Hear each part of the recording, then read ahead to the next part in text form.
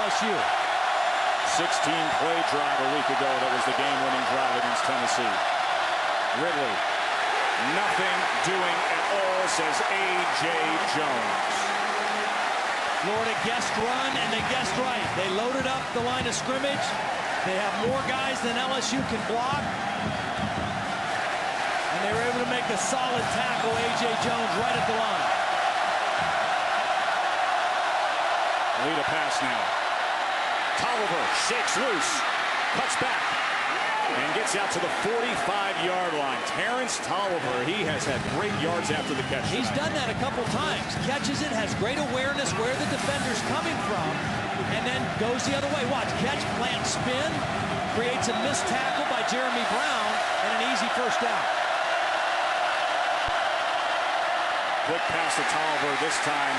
Is incomplete, but a flag comes in late. Janoris Jenkins had coverage on Tolliver.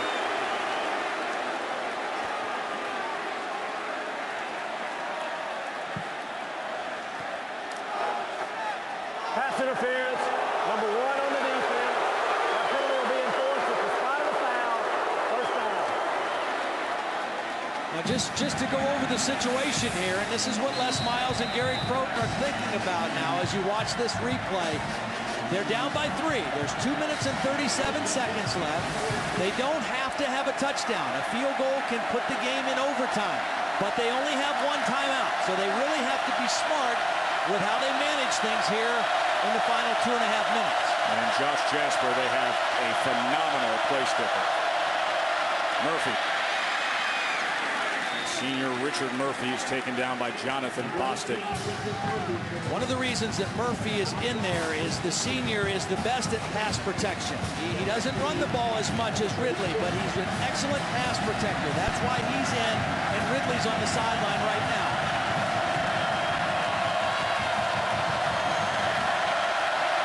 Anxious Tiger fans in a swamp. Murphy's going to be a yard short of the line to make. It'll make for a 3rd and short as LSU is getting close to that range. Now, if you're LSU, you don't want to use a timeout here, but you don't want to fool around either. I mean, you want to have a little sense of urgency, get your play called, and not burn too much clock, because you still got a ways to go here. Remember, all week long, Les Miles and Crowton took criticism for the bungled time management. And now they're back in a spot like this.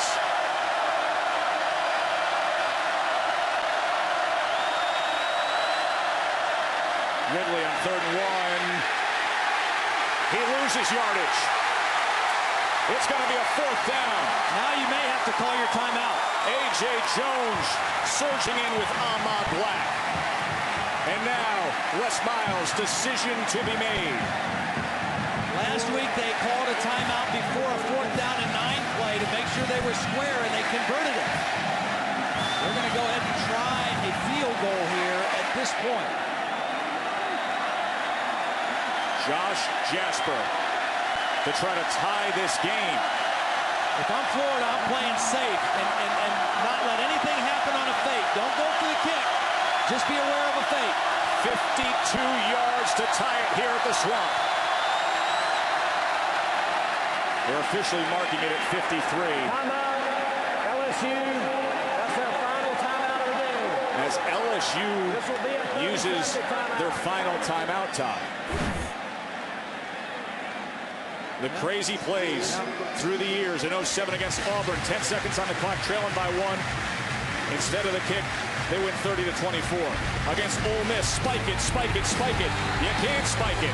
They lose 25-23. And of course, last week against Tennessee, the controversy. Time was running out. Too many men on the field. It gave them an untimed play, and Ridley took it in.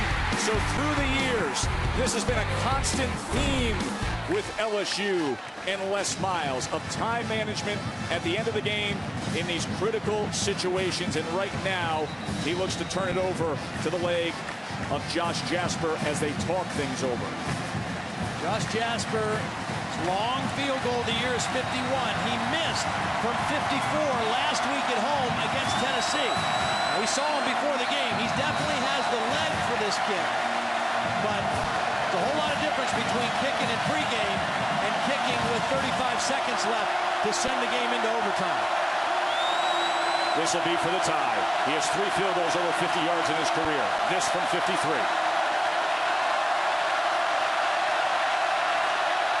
It's a fake. They pitch it. Can you believe this? Not only did they get it, but it was a bad flip. He had to catch it off the bounce, and now they've got to spike the ball. The clock will stop until they reset the chains, and they'll spike the football. Josh Jasper, the place kicker, comes up with the critical run. I said, if you're Florida, don't worry about the block. Be aware of a fake. The clock still hasn't started. There's 29 seconds. As soon as the referee moves away from the ball, they'll start the clock.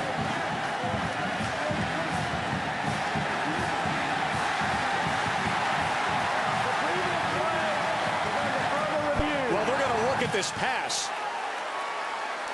Was it a legal play to begin with? Let's look at Derek Helton, the holder. Is it a forward pass and thus an incompletion, or is it a pitch? A lateral to Jasper. Tough to tell. Well, either way, it shouldn't hit the ground. I mean, that's supposed to be one that he catches in the air and runs. And this will be interesting to see the call. This will give you the angle. It looks like it is completely in line lateral with the holder.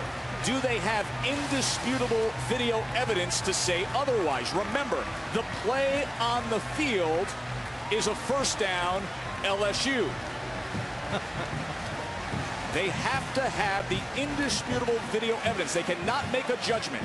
It has to be indisputable that this was a forward pass to overturn it, not a lateral.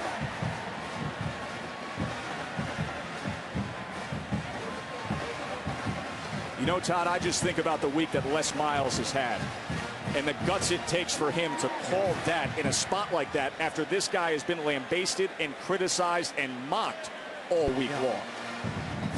Yeah, really a gutsy call. And you know, they've run that before, but it hasn't bounced on the ground. And it wasn't supposed to bounce on the ground that time.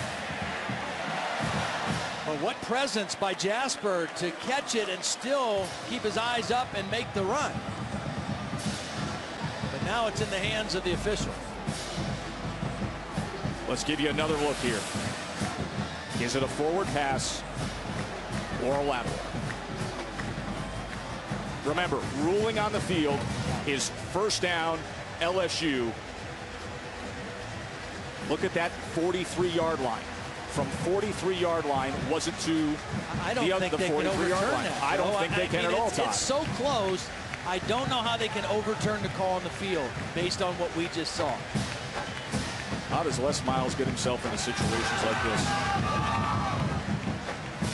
The fact that this story would be written this way in the final moments after a week of nothing but talk of the crazed and confused ending against Tennessee. And again, now let's think of the situation. If this play stands, there's 29 seconds. LSU's out of timeouts. Jarrett Lee is the quarterback, and he is their 2-minute quarterback by choice. If they get inside the 10-yard line, then it's more Jordan Jefferson's territory. But right now, they're thinking field goal, and let's try to get to overtime. Replay official is Doyle Jackson talking things over with Steve Shaw, the referee. They are taking a lot of time. And they should. You know, they got to get to this huge call. Well, this is everything.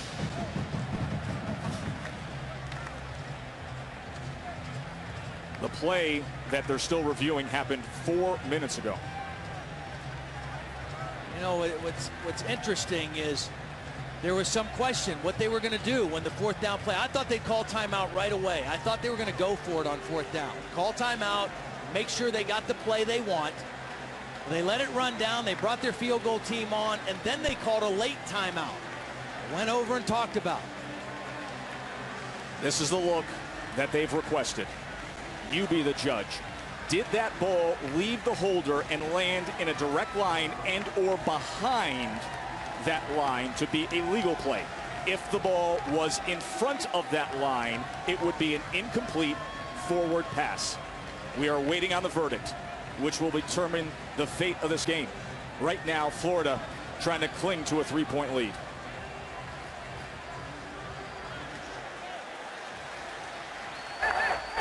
After review, the call on the field stands. It is a first down, LSU.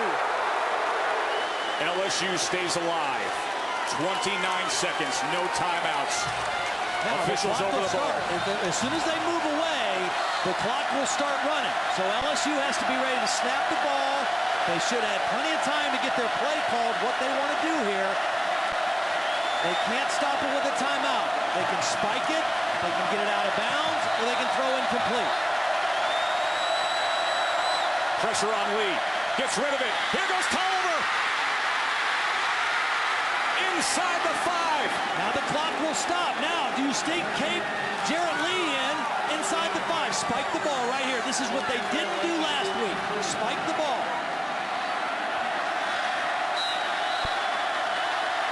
Now, here's what they decide. Do they want Jordan Jefferson inside the 5 on this play, or do they keep Jarrett Lee in? You got to be careful. You can't run a running play here, Joe. You've got to throw it, and you've got a couple plays here. It's second down. You've got time with 15 seconds to run 2 pass plays if you want. You can't take a sack, and you can't run and get stopped short of the goal line. They said they worked on this all week long, time management, critical situations. Let's see the result of their work. Lee, the fade. That's it. Oh. Looking for Tolliver, 11 seconds remain. See, they got time for another play. It's 3rd and goal. They're well in range of Jasper. They're in perfect position. You can't get sacked, and you can't get stopped. I thought they were going to call interference on that. Now look at that left arm. Wow. Draped all over Tolliver. Here's your 3rd and goal.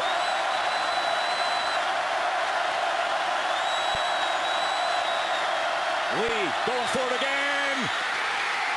Got him. Oh, my God.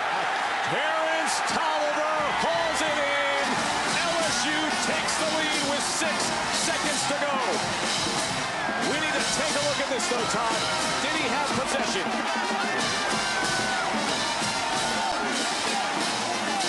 The exact same play to the same spot. Does he secure the catch?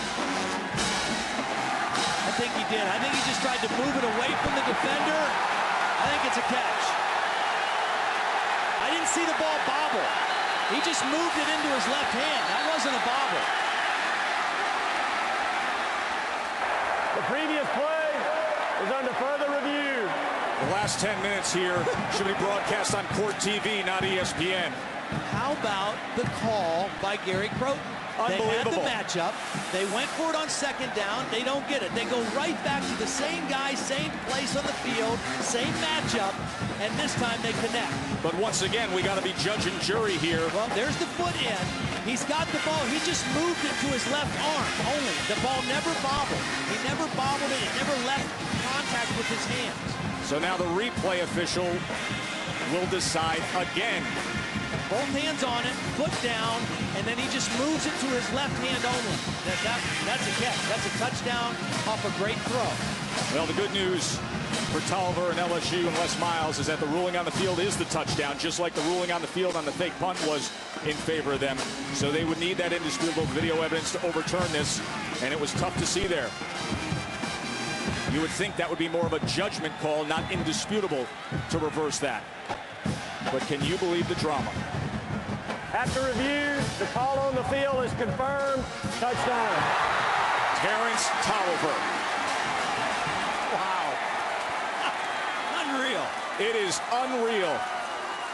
Well, the plot twists that have taken place all week long, going back to that Tennessee wild ending.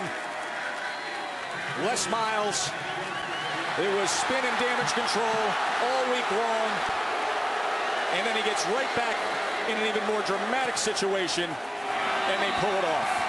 The extra point is good to make it a 4-point margin.